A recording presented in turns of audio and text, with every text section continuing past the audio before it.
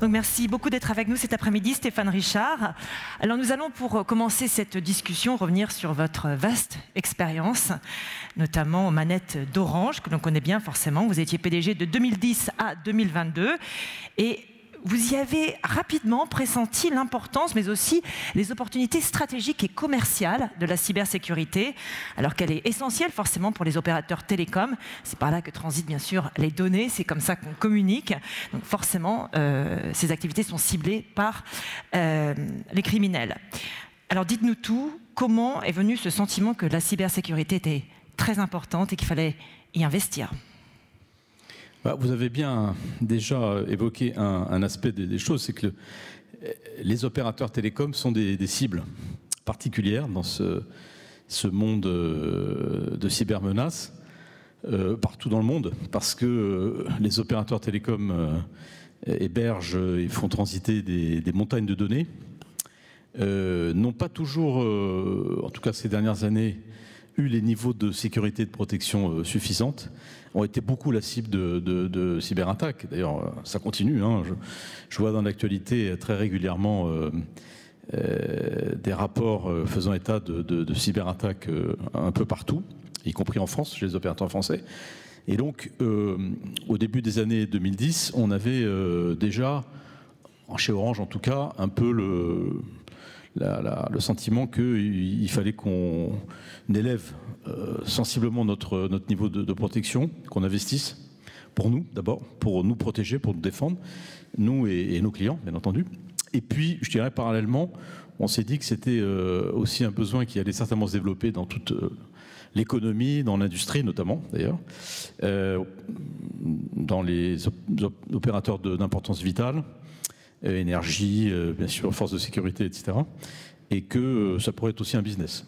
Voilà. Et donc, tout ça a débouché sur une première entrée en 2014 avec l'acquisition d'Atheos, qui était la société de Michel Vandenberg, à qui j'adresse un salut amical, parce que ça a été un, je sais pas, il est sans doute pas là, mais il a été un des figures un peu de ce secteur en France.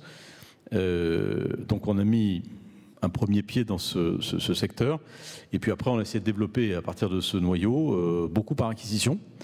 Et d'ailleurs, ça c'est une réflexion qu'on peut se faire pour la suite du secteur, avec un changement de taille en 2019, où on est devenu, Orange est devenu européen, à travers 2 acquisitions qui ont été faites à quelques mois d'intervalle, à doublé de taille. Et c'est devenu l'Orange Cyberdéfense, 1,2 milliard de chiffre d'affaires, je crois en 2024, que vous connaissez. 1 milliard de chiffre d'affaires, voilà pourquoi j'évoquais l'opportunité commerciale aussi, bien sûr, de la cybersécurité, là très clairement. Vous avez évoqué toutes ces acquisitions très ciblées, hein, d'ailleurs, dans le domaine. La création d'Orange Cyberdéfense, bien sûr. La cyber qui reste quand même un secteur très fragmenté. Est-ce qu'il faut s'attendre à plus de consolidation? Et c'est un secteur qui est également très convoité par le private equity. Oui, ce qu'on voit aujourd'hui, c'est qu'il y a énormément quand même de petites entreprises. Et les plus grosses ont des parts de marché qui restent quand même très faibles, de l'ordre de 10-15% au grand maximum. Donc c'est un secteur qui est effectivement très éclaté.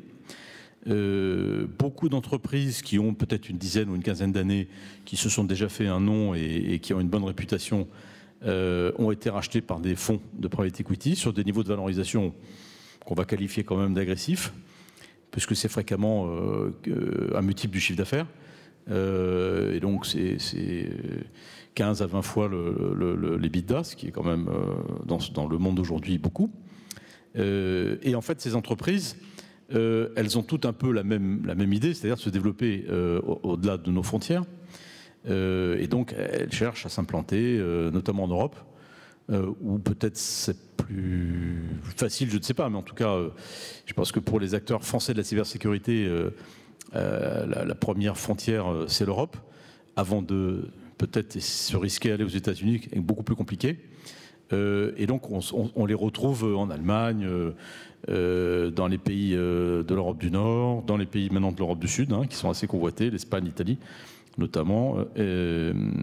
Voilà. Et donc, c'est un secteur, ça c'est ma vision personnelle, hein, peut-être plus de banquiers d'affaires aujourd'hui, mais c'est un secteur qui va connaître une forme de consolidation, je pense, parce que, une fois de plus, il est très fragmenté et je ne suis pas sûr que tous ceux qui sont aujourd'hui dans la compétition auront les moyens d'alimenter, de nourrir une histoire de croissance, y compris avec des acquisitions qui sont quand même très coûteuses et qui sont des prises de risques élevées à chaque fois. Et donc, je pense qu'il y aura des rapprochements qui se feront.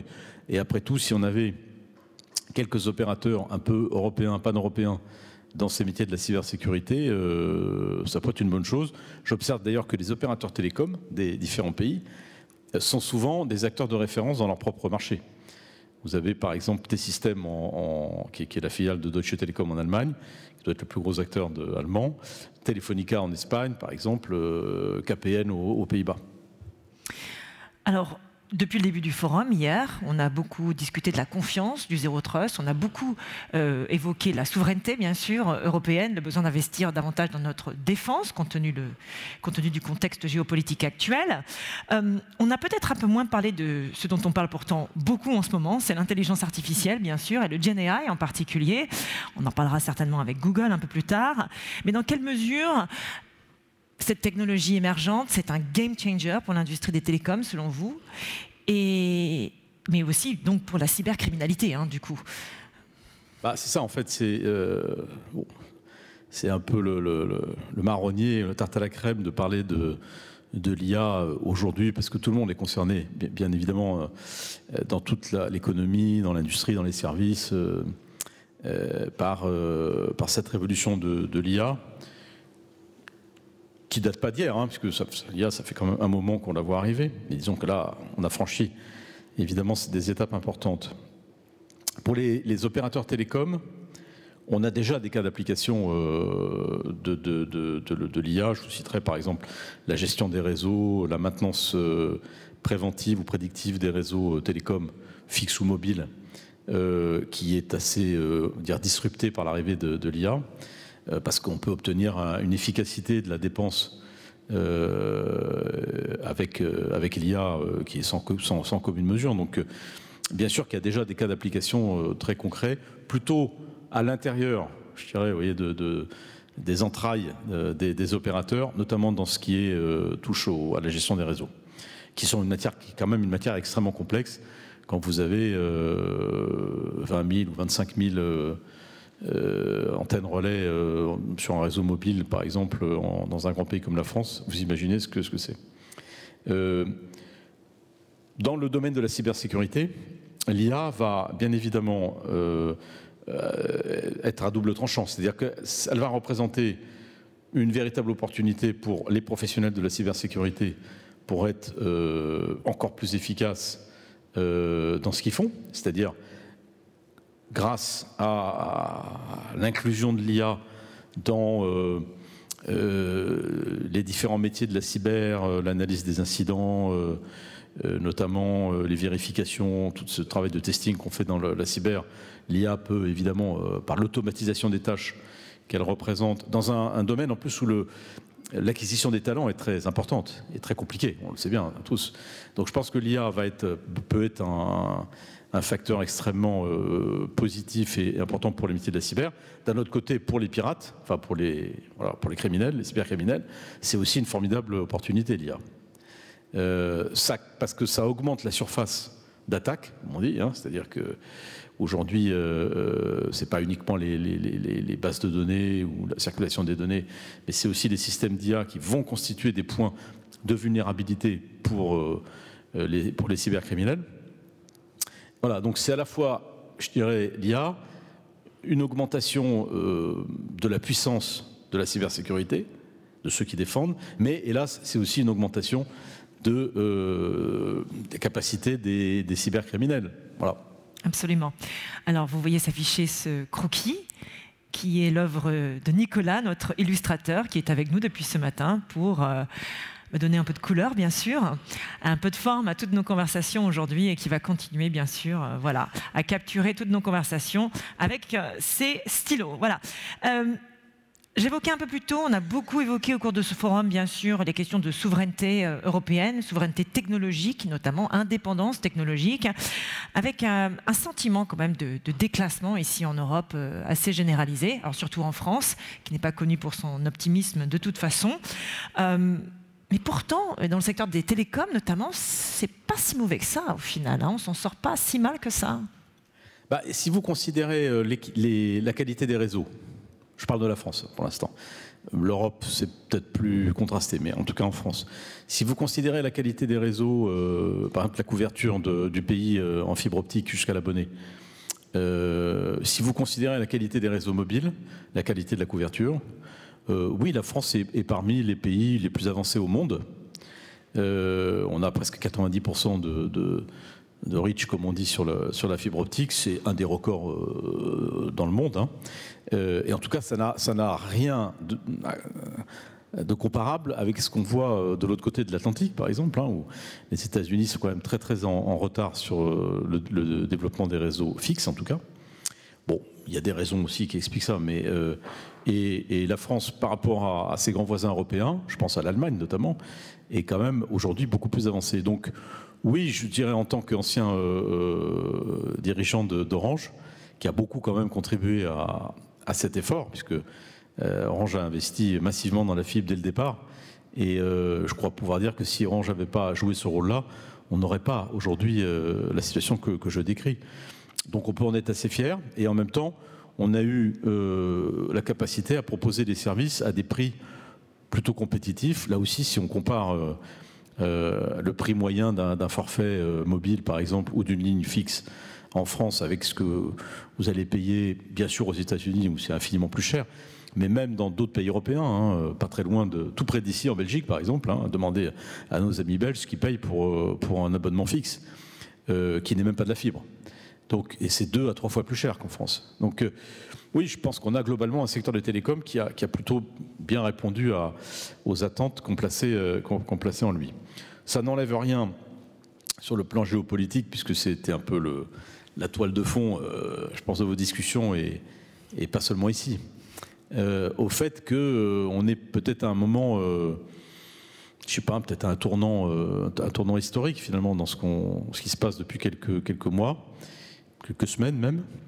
Il y a une nouvelle donne évidemment aux États-Unis qu'on a vu arriver, mais pas avec ce niveau de violence quand même. Tout le monde est quand même, enfin moi en tout cas j'ai été extrêmement frappé par exemple par les discussions interceptées sur cette fameuse boucle de dirigeants américains et parlant de l'Europe. On est quand même à un niveau c'est même plus du mépris, c'est de la haine. Et moi je pense que ça doit quand même faire réfléchir un peu tout le monde. Je trouve que dans les dernières années, 10, 15, 20 dernières années, l'Europe a été extrêmement suiviste et inféodée aux États-Unis, dans le monde technologique en général, mais aussi quant à ses intérêts géopolitiques. Et finalement, l'Europe a suivi un peu comme un toutou, si vous me passez l'expression, les États-Unis dans, je dirais, la guerre frontale avec la Chine. Je ne parle pas de la Russie qui est vraiment... Bon, là, je pense Enfin, nous, en Europe, on a conscience de la menace russe. On peut se demander sérieusement si les Américains ont le même niveau de conscience aujourd'hui. Je ne crois pas, en fait. Mais bon, je trouve qu'on a l'impression de se retrouver un peu gros gens comme devant, si vous me passez l'expression, en Europe, parce qu'on a été des alliés, finalement, quand même très fidèles des Américains, et on se retrouve un peu lâchés en race campagne. Et c'est une énorme désillusion, je trouve. C'est une énorme désillusion. Ça devrait faire réfléchir tous ceux qui nous ont incités depuis des années à nous caler exclusivement sur les analyses américaines, sur les desiderata américains, sur les objectifs américains, y compris en ce qui concerne leur propre suprématie dans le monde. Mais moi, j'y vois aussi une occasion peut-être historique pour l'Europe, hein, de se saisir enfin peut-être de son propre destin. C'est ce qu'on appelle l'autonomie stratégique européenne, la souveraineté aussi, oui. Et voilà, et je dirais qu'aujourd'hui, la méfiance doit être à 380 à 360 degrés. Et qu'on ne peut plus considérer aujourd'hui qu'on est dans un monde où il y a les bons d'un côté et les méchants de l'autre. C'est un peu plus compliqué que ça.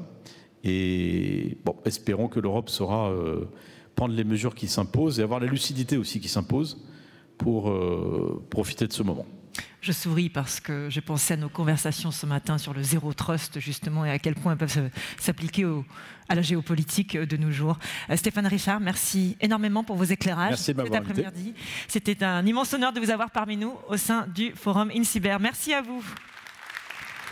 Au revoir. Très bonne journée à vous. Merci.